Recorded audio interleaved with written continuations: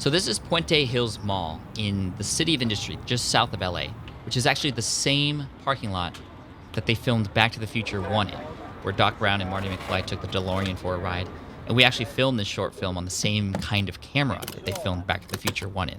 That's why the final product is a little grainy and it feels just like the real thing. And this idea for a short film to help open my keynote presentation at New Media Expo in 2015, man, I never thought it would be like this.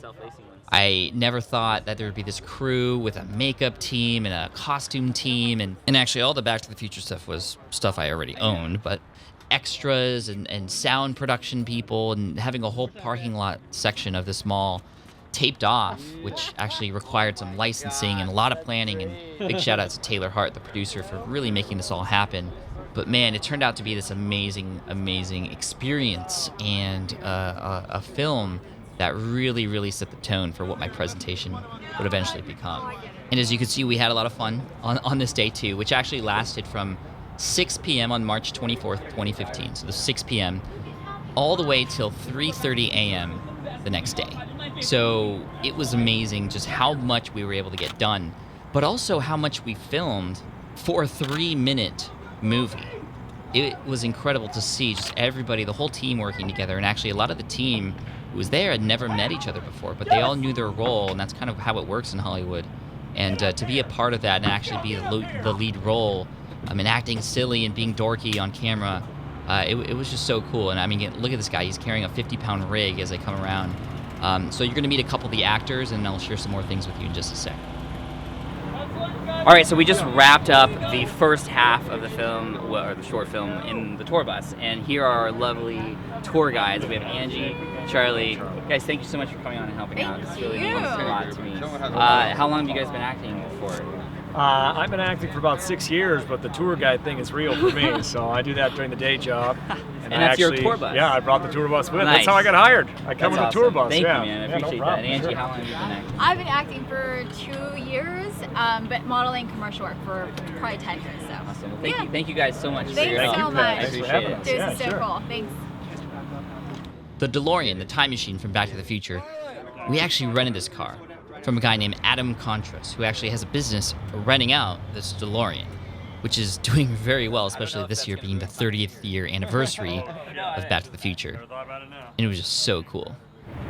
So here we are, Puente Hills Mall, sort of in between San Diego and Los Angeles, and you'll see behind me a DeLorean.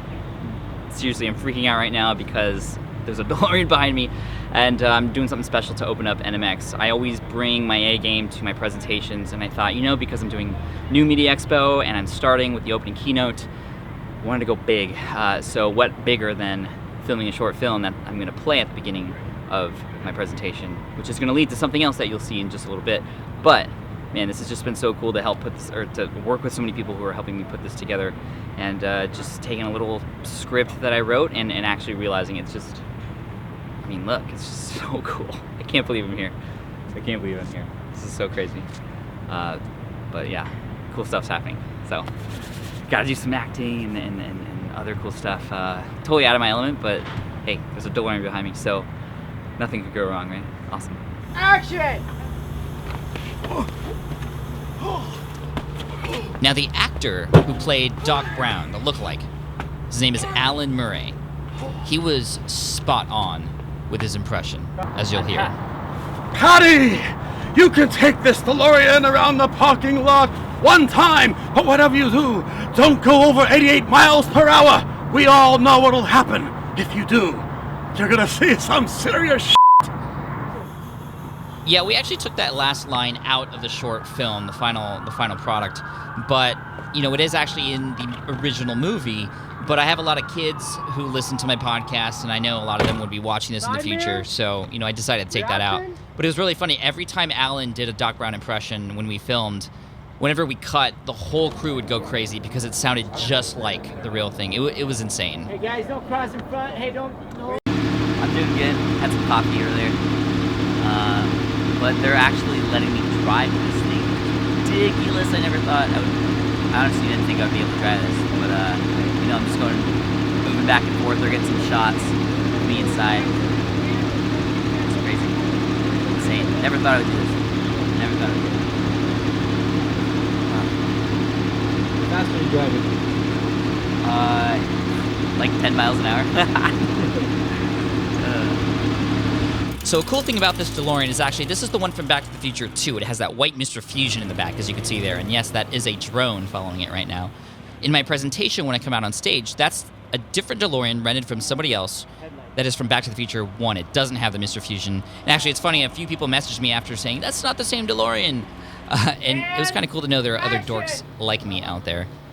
This woman that you're seeing right there, her name is Katie Danza. That's actually Tony Danza's daughter, who is our makeup artist for the day. What? Yeah, Tony Danza's daughter. Light. So this is our Doc Brown, Alan Murray. He's just spot on with Doc. It's a pleasure to act with Pat Flynn, as I call him, Patty. Remember, whatever advice you need, you can talk to Pat. No matter what year, whatever he's giving. Go back to the future, Pat. So I'm here with my very good friend Mitchell Peck. And Mitchell, I just want to thank you so much for making all this happen. I mean, there's a lot of people involved, obviously, but you know, Mitchell and I go back to Crooked Arrows days. Like, can you explain really quick how you actually found me back then? Sure, I'm Mitchell Peck, I'm a movie producer, and my last movie was an independent movie called Crooked Arrows.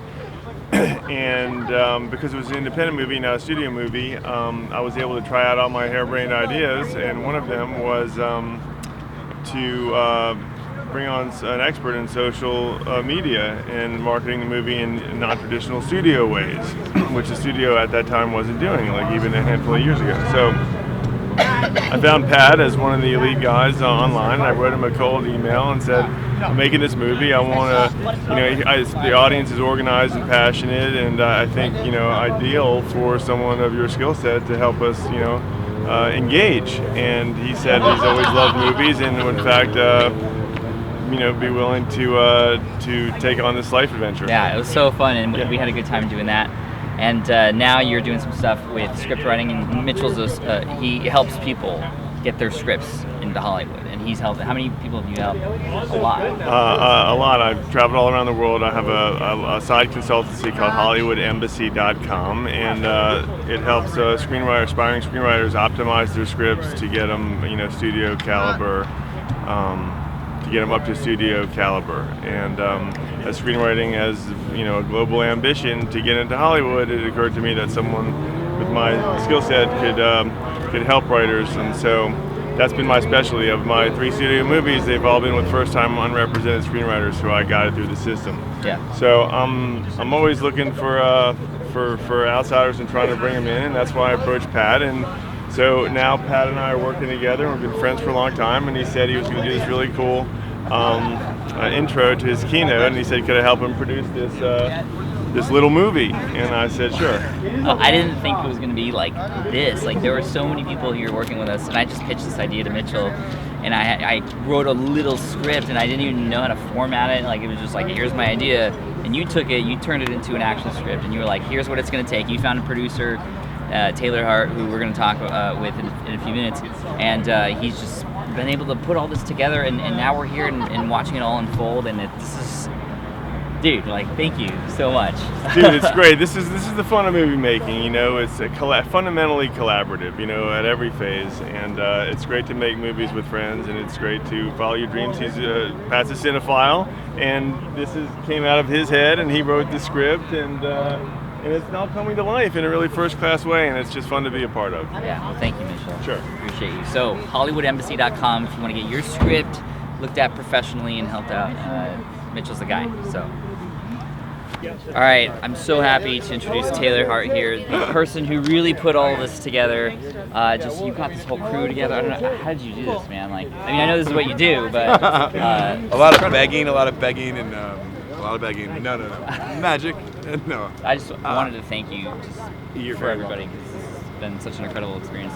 It's been an experience for me too. I mean, every different set is, every different project is, especially this one. I mean, it's not like you're the only person who wants this movie, although I think you took it to a whole different level. But it's great to see it come to life, and then the next level is when the editorial phase, where we really get to see it kind of manifest. Yeah, I can't wait. The real thing. I saw some of the shots while the things were being shot. It's gonna look good. It's gonna look really good. I think the audience is gonna be kind of wowed. I think. Hope so. People are gonna, and I think when we tell people like what we actually spent on it, they're gonna be there looking forward, because making movies and making cinema is expensive. People don't really realize I had how no much idea. it costs. I mean, it's this is the first time really being in it, and it's just yeah, and we got away and we cut some corners too. So I mean, we did some shots that we shouldn't have done legally, but we did them. So well, where can people find out more about you and what you do? you can look me up online, Taylor Hart. You can look me up my company, Bipolar Propaganda, IMDb, yeah. Facebook, Instagram, so all that jazz. Thank you so much. It's been a pleasure working with you. It's been a pleasure. Thank you. I can't wait to see the final product. So sweet. Yeah, it is. All right, thanks, man. You got it, Pete. Thanks again to everybody who helped me put this whole thing together. Thank you so much. And if you want to watch the full presentation, everything put together, check out episode 13 of SPI TV.